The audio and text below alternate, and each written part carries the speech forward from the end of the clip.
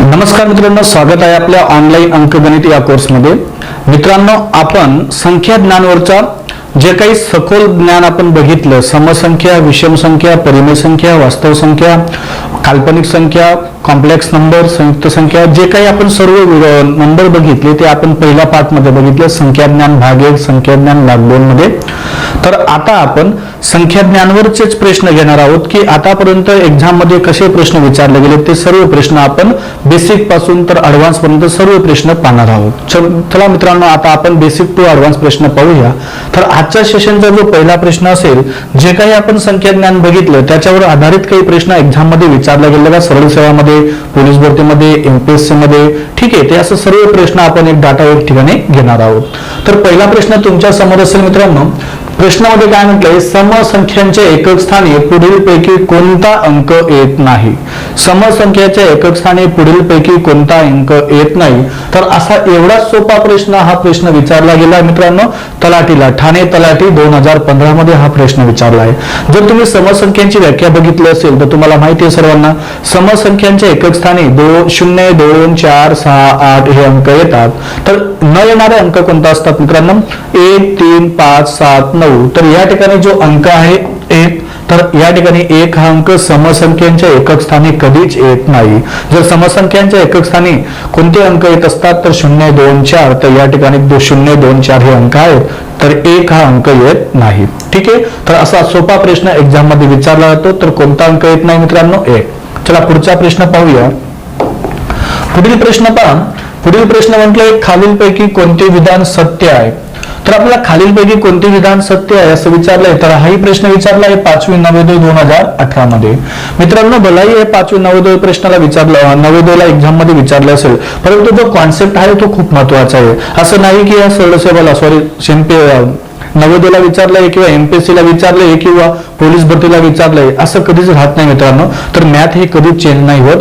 तर ते पोलीस भरतीला सुद्धा प्रश्न विचारलेला असेल तरी तो सुद्धा सरळ सेवामध्ये विचारला जातो, किंवा इव्हन तुमच्या एमपीएससी ला असणारा प्रश्न सुद्धा तुमच्या सरळ सेवेला विचारला जातो। तर आताचा असा काळ आहे मित्रांनो, जे एमपीएससीचे अगोदर जे झालेले प्रश्न आहेत, एमपीएससीने जे विचारलेले प्रश्न आहेत ते सर्व प्रश्न सरळ सेवा रिपीट जसाच तसा करतात। मी तुम्हाला दाखवणार आहे की हा प्रश्न एमपीएससी ला विचारलाय, हा प्रश्न पोलीस भरतीला विचारलाय, हाच प्रश्न तुमच्या तलाठीला, सरळ सेवाला, वित्त विभागला, कनिष्ठ लेखापालला, ठीक आहे, कृषी आपला याला, पशुसंवर्धनला, या सर्व एक्झाम मध्ये ते प्रश्न जसेच तसे रिपीट होतात।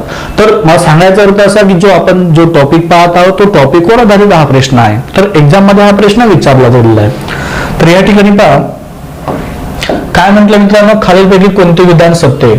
0 ही विषम संख्या आहे। जर तुम्ही पहिला व्हिडिओ बघितला, व्यवस्थित बघितला असेल, तर त्या ठिकाणी मी सर्व डिटेल तुम्हाला सांगितलंय की 0 संख्या ही कोणती संख्या आहे, ती सम आहे की विषम आहे। ठीक आहे, तर या ठिकाणी काय, 0 ही विषम संख्या आहे मित्रांनो। 0 ही विषम संख्याही नाही आणि समसंख्याही नाही। तर लक्षात घ्या, पहिला ऑप्शन जो आहे तो रॉंग आहे। त्याच्यानंतर दुसरा काय म्हटलं, 0 ही समसंख्या आहे। मी तुम्हाला जर सांगितलं 0 सुद्धा समसंख्या नाही। तो 0 समसंख्या ओळखण्यासाठी एकक स्थानी जर 0 असला तर ती संपूर्ण संख्या ही समसंख्या असते, परंतु 0 ही सेपरेट समसंख्या नाही, हे लक्षात घ्या। ठीक आहे, 0 ही मूळ संख्या आहे। तर हाही प्रश्न या ठिकाणी, हाही ऑप्शन काय या ठिकाणी रॉंग आहे।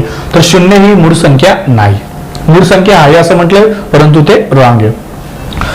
प्रश्न चौथा काय, ऑप्शन चौथा काय म्हटलं मित्रांनो, 0 ही समसंख्याही नाही व विषम संख्याही नाही। असा पॉइंट मी तुम्हाला आपल्या नोट्स मध्ये लिहून दिलेला आहे। जर तुम्ही अगोदर जे आपला पाठ बघितला असेल संख्या ज्ञानवरचे, त्या ठिकाणी असं लिहिलेलं आहे की 0 ही समसंख्याही नाही आणि विषम संख्याही नाही। तर अशा याच्यावरच आधारित एक प्रश्न विचारला गेला 2018 मध्ये। ठीक आहे, तर असे प्रश्न रिपीट होतात, ते लक्षात घ्या। चला पुढील प्रश्न, तर ह्या प्रश्नाचं जे उत्तर मिळालं ते काय मिळालं, पर्याय क्रमांक 4। तर सत्य विधान कोणतं मित्रांनो, 0 ही संख्या समही नाही आणि विषमही नाही। चला पुढील प्रश्न पाहूया। पुढील प्रश्नामध्ये काय म्हटलंय पहा, जर x ही एक विषम संख्या असेल तर खालीलपैकी कोणते सत्य विधान कोणते असं म्हटलंय। हाही प्रश्न 2018 मध्ये नवोदयला विचारलाय मित्रांनो। तर चेक करूया, या ठिकाणी आपण काय करू, एक्स, आता हा जो म्हटलं याचा मिनिंग काय होतो, एक्स रेस टू पॉवर, म्हणजे याला एक्स वर्ग असं म्हणतात। लक्षात घ्या, एक्स वर्ग बरोबर विषम संख्या किंवा एक्स वर्ग बरोबर समसंख्या किंवा एक्स वर्ग बरोबर समसंख्या किंवा विषम संख्या असं म्हटलंय। आणि चौथा ऑप्शन आहे यापैकी नाही। मित्रांनो, आपण या ठिकाणी कोणतीही विषम संख्या घेतली तरी चालेल, कारण आपल्याला एक्स ही काय म्हटले विषम संख्या. इव्हन जर मी विषम संख्या 3 घेतली तर या ठिकाणी 3चा वर्ग किती आला 9. सपोज मी जर 7 घेतली, 7चा वर्ग किती आला 49. सपोज जर मी 9 घेतली तर 9चा वर्ग किती आला 81. तर याच्यामध्ये एकही संख्या ही समसंख्या नाही मिळाली. म्हणजे काय समजलं आपल्या या ठिकाणी, विषम संख्यांचा वर्ग देखील सुद्धा काय असतो विषम संख्या असतो. तर पहिला प्रश्न काय म्हटलं, एक्स वर्ग बरोबर विषम संख्या, म्हणजे विषम संख्यांचा वर्ग बरोबर कोणती संख्या येते मित्रांनो विषम संख्या.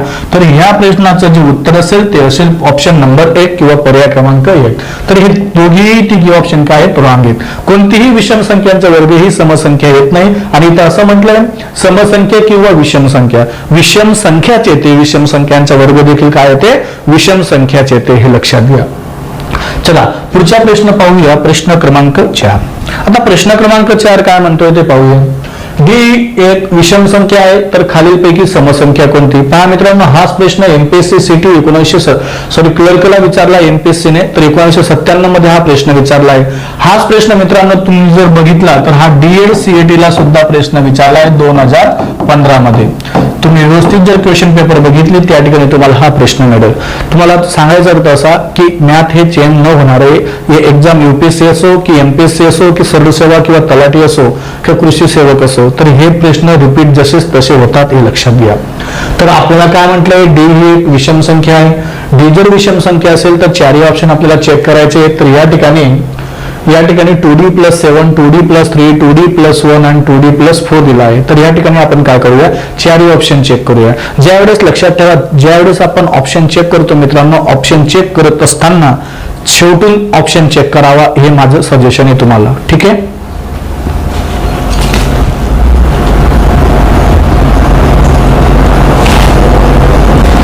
तर शेवटून आपण ऑप्शन चेक करूया. शेवटचा ऑप्शन आहे 2d+4. व्यवस्थित डिटेल घेऊया. काय दिला मित्रांनो 2d+4. मला सांगा डी एक विषम संख्या आहे. सपोज जर विषम संख्या डी आहे तर डी कोणतीही विषम संख्या तुम्ही मानू शकता. समजा मी 9 मानली विषम संख्या, अधिक काय आला 4. सर्वात अगोदर यांचा गुणाकार करूया. 9 दुनी 18 अधिक 4, 18 अधिक 4 किती मिळाले 22. आणि आपल्याला प्रश्नामध्ये काय म्हटलंय, तर खालीलपैकी समसंख्या कोणती. तर 2d+4 इज इक्वल टू किती मिळाला 22. तर 22 ही संख्या कोणती मित्रांनो समसंख्या आहे. तर ह्या प्रश्नाचं जे उत्तर मिळालं पर्याय क्रमांक 4. ज्यावेळेस आपल्याला असं वाटतं की ऑप्शन नुसार हा प्रश्न निघू शकतो, तर लक्षात घ्या शेवटून ऑप्शन चेक करावा. कधी कधी बाय चान्स तुमचा तिसरं किंवा चौथं ऑप्शन मध्ये उत्तर असतं. तर पहिल्यापासूनच चेक केलं तरी चालेल, काही हरकत नाहीये, परंतु वेळ लागतो हे लक्षात घ्या. चला पुढचा प्रश्न पाहूया. प्रश्न क्रमांक 5. प्रश्न क्रमांक 5 काय म्हणतोय पहा. हाही प्रश्न एमपीएससी 2011 मध्ये विचारला गेलेला आहे. जर n बरोबर 1+x, जर n बरोबर काय म्हटलंय 1+x, n बरोबर आपल्याला काय दिलं आहे 1 अधिक x दिलेला आहे. ठीक आहे. परंतु काय म्हटलंय x ही क्रमवार 4 संख्यांचा गुणाकार आहे. x जो आहे क्रमवार 4 संख्यांचा काय येतो तो गुणाकार आहे. तर खालीलपैकी सत्य विधान कोणते. तर आपल्याला खालीलपैकी सत्य विधान कोणते, आपल्या समोर 3 ऑप्शन आहेत, ते ऑप्शन चेक करायचे आहेत आणि त्याच्यापैकी हे म्हटले की कोणते सत्य, ए का बी, ए बी किंवा बी किंवा सी, असं या ठिकाणी आपल्याला ऑप्शन चेक करायचे. सर्वात अगोदर n ही एक विषम संख्या येते ते चेक करूया. परंतु लक्षात घ्या x ची व्हॅल्यू काय सांगितली मित्रांनो, x ची व्हॅल्यू आपल्याला सांगितले आहे की क्रमवार 4 संख्यांचा गुणाकार. समजा मी 1 गुणिला 2 गुणिला 3 गुणिला 4 घेतला किंवा मी x ची संख्या अशी घेऊ शकतो 2 गुणिला 3 गुणिला 4 गुणिला 5. ठीक आहे. यांचा गुणाकार चेक करून पाहू. तर 4 त्रिक 12, 12 दुनी 24, 24 एक 24. तर पहिल्या जे 4 क्रमावर संख्या आहे त्यांचा गुणाकार किती मिळाला 24 मिळाला. कोणत्याही घेऊ शकतात, जेवढा तुम्हाला गुणाकार लवकरात लवकर येईल त्याच संख्या घ्या, खूप मोठ्या संख्या पण घेऊ नका. 4 पंचे 20, 20 त्रिक 60, 60 दुनी 120. तर यांचा गुणाकार किती मिळाला 120. आता आपण चेक करूया यांची व्हॅल्यू काय म्हणते 1+x. जर आपण याच्यामध्ये 1 ऍड केला तर काय संख्या मिळते मित्रांनो 25. काय संख्या मिळते 25. याच्यामध्ये जर 1 मिळवला काय संख्या मिळते 21. पहा काय संख्या मिळते 121. पहिला ऑप्शन काय म्हणतो n ही विषम संख्या आहे. ठीक आहे. 25 ही विषम संख्या आहे. जर आपल्याला दुसरा ऑप्शन दुसरी संख्या घेतली तरी सुद्धा 121 ही संख्या कोणती येते विषम संख्या येते. म्हणजे पहिला ऑप्शन जे असेल तो 100% बरोबर असेल. दुसरं काय म्हणतंय, n ही मूळ संख्या आहे. मला सांगा मित्रांनो 25 ही मूळ संख्या आहे का? 121 मूळ संख्या आहे का? नाही. 121 हा 11चा वर्ग येतोय, 25 हा 5चा वर्ग येतोय, म्हणजे ती पूर्ण वर्ग आहे परंतु मूळ संख्या नाही, हे लक्षात घ्या. तर दुसरा जो ऑप्शन असेल तो काय असेल? रॉंग असेल.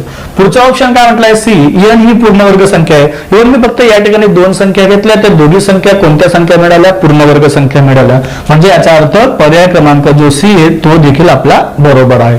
म्हणजे आता ऑप्शन दिले ए व सी दोन्ही सत्य, ए व सी दोन्ही सत्य, बरोबर. पहिलाच ऑप्शन या ठिकाणी बरोबर आहे. हे दोन्हीही सत्य आहेत. समजलं मित्रांनो? अशा पद्धतीने प्रश्न विचारतात. हे सर्व संख्या ज्ञानावर आधारित असे प्रश्न विचारले जातात. हे स्पेसिफिक एक चॅप्टर नाहीये, जे आपण संख्या ज्ञानची ओळख करून घेतली त्याच्यावर आधारित असे प्रश्न विचारले जातात. ठीक आहे, पुढील प्रश्न पाहूया मित्रांनो. प्रश्न क्रमांक 6. आता या ठिकाणी काय म्हटले, जर x आणि y या दोन्ही संख्यांना 2 ने भागल्यास सारखीच बाकी उरत असेल, x व y या दोन्ही संख्यांना 2 ने भागल्यास सारखीच बाकी उरत असेल, तर आपल्याला चारही ऑप्शन चेक करायचे आहेत मित्रांनो. हाही प्रश्न विचारला आहे एमपीएससी फॉरेस्टला. ठीक आहे, फॉरेस्टला हा प्रश्न विचारला एपीएससी 2012 फॉरेस्ट सर्व्हिस प्रिलिम, हे लक्षात घ्या. आता आपण या ठिकाणी वेगवेगळ्या संख्या घेऊया मित्रांनो. जर x आणि y या दोन्ही संख्यांना 2 ने भागल्यास सारखीच बाकी उरत असेल, सारखी बाकी केव्हा उरतो? 2 ने भागल्यावर. जर ती संख्या विषम असेल, समजा मी विषम संख्या घेतली, पहिली 3 आणि दुसरी काय घेतली 5, म्हणजे मला x आणि y च्या संख्या काय घेतल्या मी? 3 आणि 5, म्हणजे विषम संख्या घेतल्या, बरोबर. आता याला जर 2 ने भागलं तर प्रत्येक वेळेस बाकी 1 उरते. पहा, 2 1 2, 3 मधून 2 गेला, बाकी 1 उरली. 2 2 4, 5 मधून 4 गेला, 1 उरला. तर ह्याही ठिकाणी बाकी काय उरली मित्रांनो? 1 उरली. आणि सपोज जर त्या संख्या मी जर अशा घेतल्या, 4 आणि 6 घेतला, तर 4 आणि 6 या सम संख्या आहेत, 3 आणि 5 या विषम संख्या आहेत. 4 आणि 6 ला सुद्धा जर 2 ने भागला तर बाकी समान उरते. 4 ला भागलं तर बाकी 0 उरते, 6 ला भागलं तरी देखील बाकी 0 उरते. म्हणजे मी या दोन पद्धतीने या ठिकाणी संख्या घेऊ शकतो. आता आपण x आणि y च्या दोघी संख्या चेक करून पाहू. ठीक आहे, x व y या दोन्ही समसंख्या असतील. मला सांगा x व y या दोन्ही समसंख्या असतील. ठीक आहे, हा बरोबर येतोय, परंतु 3 आणि 5 ला सुद्धा भागितल्यावर 2 ने भागल्यावर बाकी समान होते. म्हणजे याचा अर्थ असं कंपल्शन नाही की ते दोघीही संख्या सम असू शकतात. ठीक आहे, तर हे पहिला ऑप्शन काय असेल तुमच्याला? रॉंग असेल. दुसरं काय म्हटलं? x प्लस y सम असेल. म्हणजे आता आपल्या जवळ ज्या संख्या मिळाल्या त्यांची बेरीज ही समसंख्या यायला पाहिजे, समान आहे. समसंख्येची बेरीज ही सम येते किंवा विषम संख्येची बेरीज देखील सम येते. आपण चेक करूया. मला सांगा 3 आणि 5 या दोघी विषम संख्या आहेत. जर यांची बेरीज केली तर 5 अधिक 3 किती येतो? 8. तर 8 ही संख्या कोणती आहे? सम. ही जर घेतल्या मी पहिले कंडिशन मध्ये, आणि या दोघी संख्यांची बेरीज केली 6 आणि 4 10, तर ही देखील बेरीज यांची समसंख्या येते. म्हणजे याचा अर्थ असा झाला, तुम्ही कोणत्याही संख्या घ्या ज्याची बाकी समान उरत असेल 2 ने भागितल्यावर, तर त्या दोघांची बेरीज काय असते? समसंख्या असते. दोघांची बेरीज ही काय असते? समसंख्या असते. म्हणजे ह्या प्रश्नाचं जे उत्तर असेल मित्रांनो ते काय असेल? x प्लस y बरोबर सम असेल. ठीक आहे, तर ह्या प्रश्नाचं उत्तर मिळालं पर्याय क्रमांक 2. तर अशा प्रकारे प्रश्न एक्झाम मध्ये विचारतात मित्रांनो. हाही एमपीएससी ला प्रश्न विचारला गेला आहे 2012 मध्ये.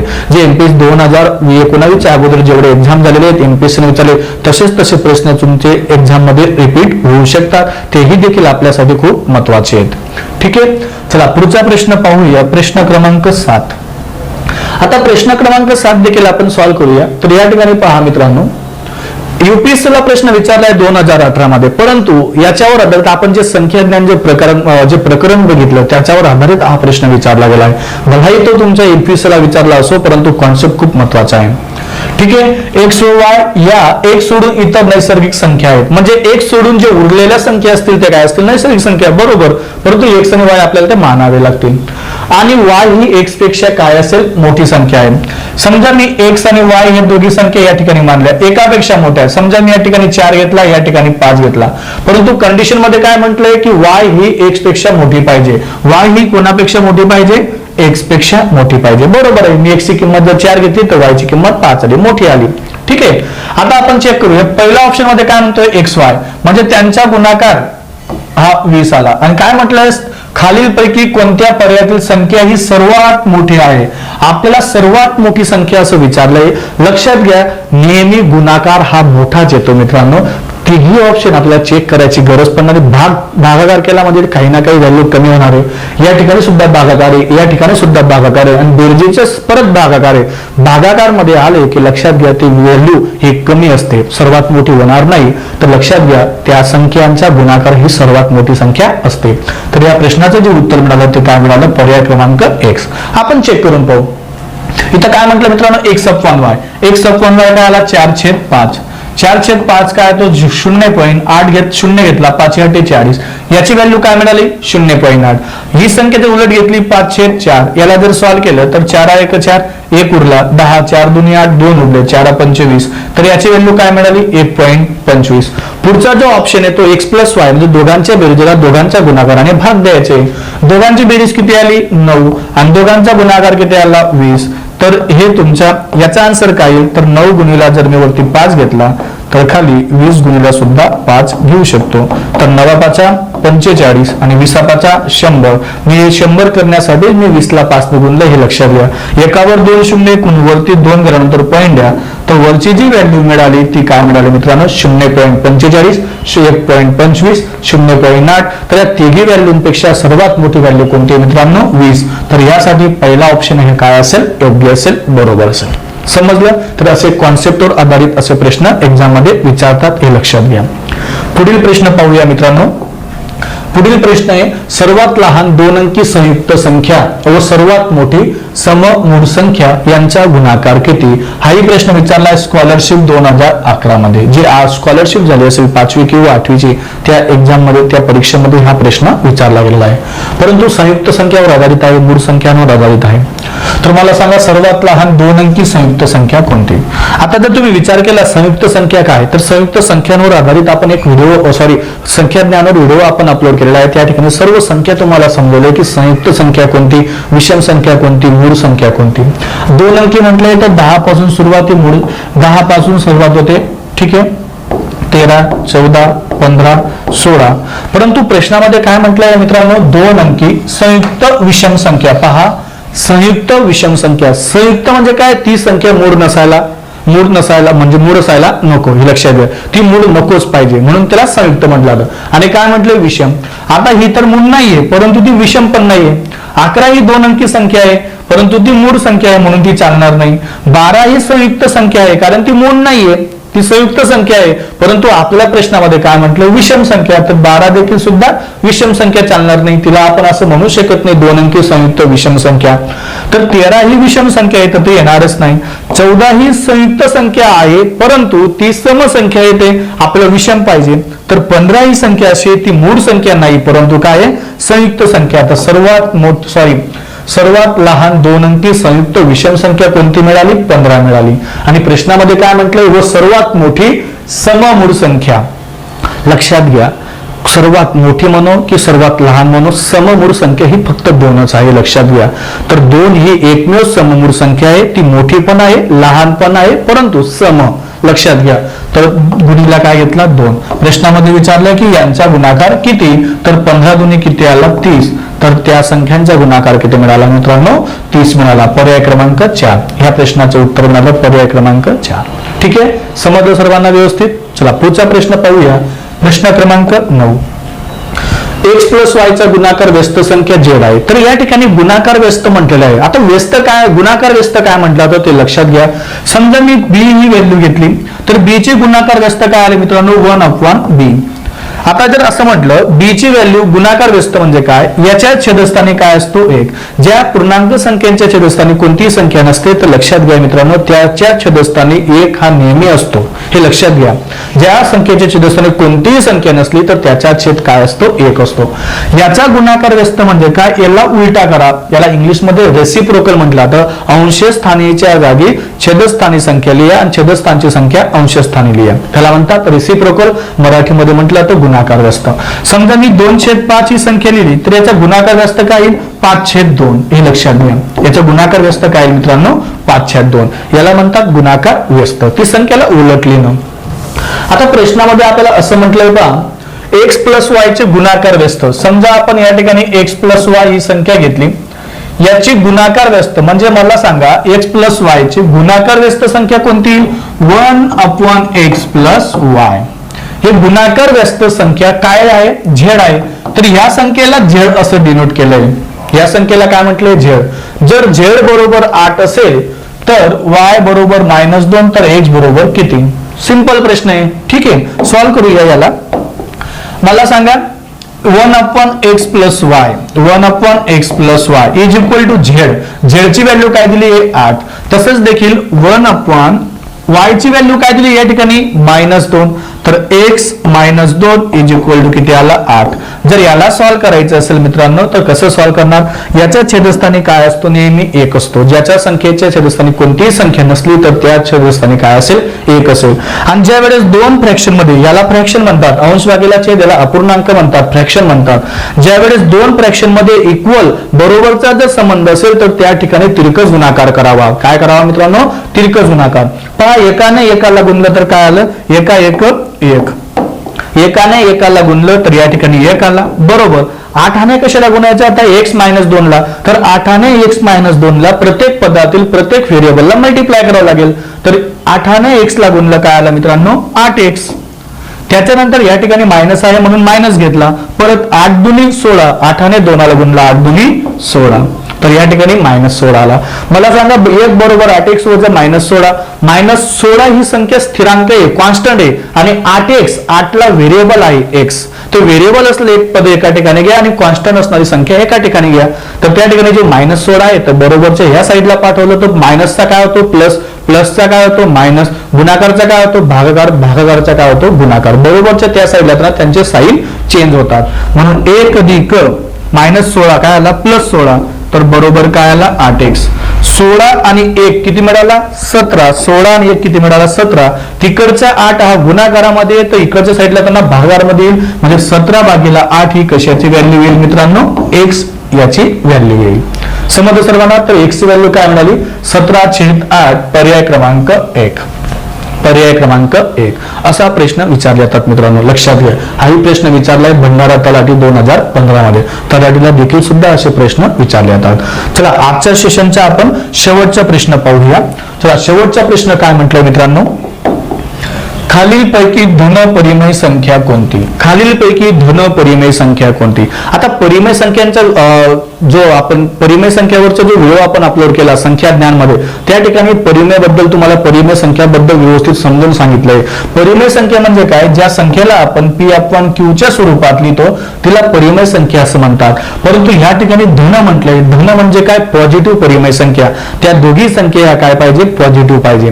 तर आपण चेक करूया. या ठिकाणी एकच निगेटिव्ह आहे म्हणून हा ऑप्शन चालणार नाही, कारण ती ऋण परिमेय संख्या आहे. तर या ठिकाणी देखील सुद्धा एक ऋण आहे, हेही देखील या ठिकाणी चालणार नाही. आणि या ठिकाणी पहा, -6/-11 -6/-11. ज्या वेळेस अंशस्थानीही मायनस असेल आणि विषम स्थानीही मायनस असेल तर ते मायनस साईन काय होतं मित्रांनो, कॅन्सल होतं. तर याचं जे फायनल आन्सर येईल ते काय येईल, 6/11. तर यालाच म्हटलं जातं धन परिमेय संख्या. तर ह्या प्रश्नाचं जे उत्तर येईल ते काय येईल मित्रांनो, धन परिमेय संख्या. पर्याय क्रमांक 3. तर 0/3 याचं उत्तर इन्फिनिटी असतं, कारण शून्याला आपण 3 मध्ये वाटूच शकत नाही. तर याचं जे उत्तर असेल ते काय असेल, इन्फिनिटी. अव्याख्य हे सांगता येणार नाही. तर अशा प्रकारचे प्रश्न हे विचारले जातात मित्रांनो एक्झाम मध्ये. तर अशा प्रकारचे उदाहरणं देखील तुमच्या जवळ असतील तेही सॉल्व्ह करा. तर आणि आपण जो व्हिडिओ अपलोड केला आहे ते सर्व प्रश्न नोटबुकवर नोट डाऊन करून घ्या. ठीक आहे मित्रांनो, आज आपण या ठिकाणी थांबूया. धन्यवाद.